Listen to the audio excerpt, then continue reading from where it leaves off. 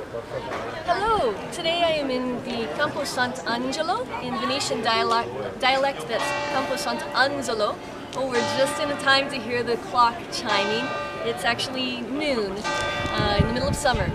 I'm here today for your episode of Quattro Minuti con Casanova, and it's to talk about Casanova when he was a teenager.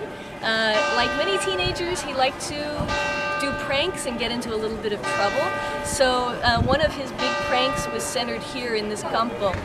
Apparently, just back here, there used to be a large, very, very large marble table, and it was used during the war with the League of Cambrai. I hope you can hear me, I'll talk a little louder.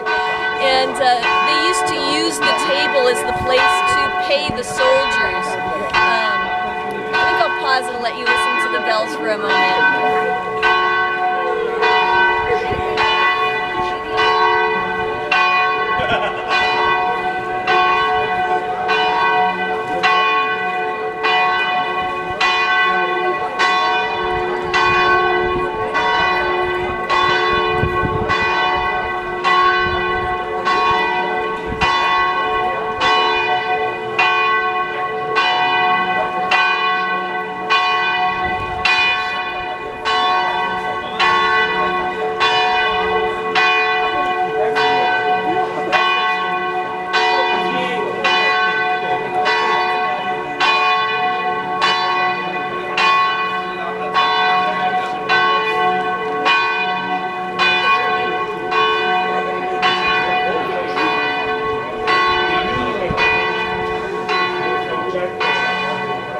I'll try and continue even though the bells are still going, but it's supposed to be Quattro Minuti, not, cinque or sei. So anyways, there was this big marble table, and they used it as a place where they would pay the soldiers during the war with the League of Cambrai.